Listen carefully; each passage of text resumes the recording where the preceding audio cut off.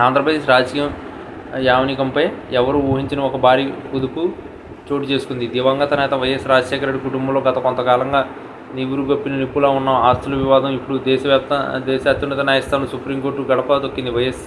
వైఎస్ఆర్ సతీమణి వైఎస్ విజయమ్మ తన కుమారుడు మాజీ ముఖ్యమంత్రి వైఎస్ జగన్మోహన్ రెడ్డిపై న్యాయ పోరాటానికి దిగడం రాష్ట్ర రాజకీయాలపై సంచలనంగా మారింది.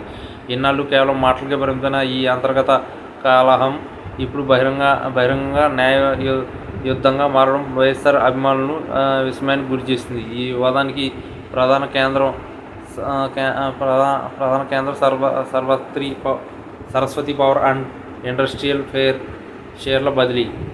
గతంలో జగన్ తన తల్లి విజయమ్మకు గిఫ్ట్ డీడ్ ద్వారా ఇచ్చిన షేర్లను తిరిగి తన పేరిట మార్చుకోవాలని ఎన్టీఎల్సీని ఆశ్రయించగా అక్కడ ఆయనకు అనుకూలంగా తీర్పు వచ్చింది. అయితే ఈ పరిణామాలు విజయమ్మను తీవ్రంగా కలిసివేసినట్లు కనిపిస్తుంది. కేవలం ఆస్తుల కోసం కాకుండా తన కుమార్తె షర్మిల పిల్లలకు దక్కాల్సిన న్యాయపరమైన వాటా విషయంలో జగన్ ఏకంగా సుప్రీంకోర్టులో పిటిషన్ దాఖలు చేసినట్లు రాజకీయ వర్గాల్లో చర్చ నడుస్తుంది.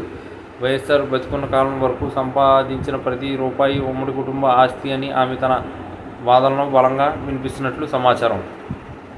ఈ పరిణామం జగన్ రాజకీయ భవిష్యత్తుపై మరియు వైఎస్ఆర్ కాంగ్రెస్ పార్టీ ప్రతిష్టపై తీవ్ర ప్రభావం చూపే అవకాశం ఉంది. ఒక తల్లి తన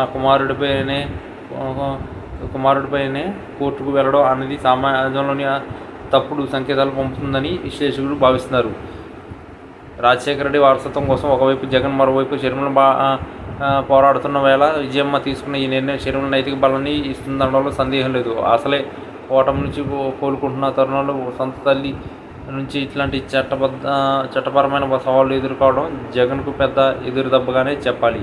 మరోవైపు విజయమ్మ ఈ కేసు ద్వారా వైఎస్ఆర్ వీలునామా లేదా ఆయన ఆశయాల గురించి కీలక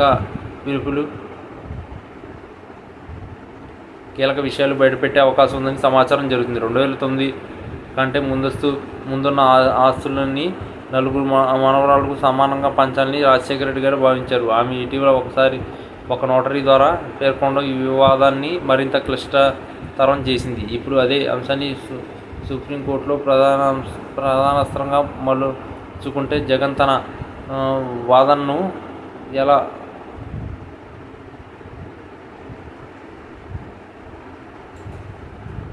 సమర్థించుకుంటారన్నది ఆసక్తికరంగా మారింది. ఇది కేవలం కుటుంబ ఆస్తుల పంపకం మాత్రమే కాదు, వైఎస్ఆర్ రాజకీయ వారసత్వానికి అసలైన ప్రతినిధి. ఎవరైనా ప్రశ్నకు కూడా ఈ న్యాయ పోరాటం సమాధానం చెప్పేలా కనిపిస్తుంది. రాబోయే రోజుల్లో ఈ కేసు ఎట్లాంటి మలుపులు తిరుగుతుందో అని ఏపీ ప్రజలు ఉత్కంఠగా ఎదురు చూస్తున్నారు.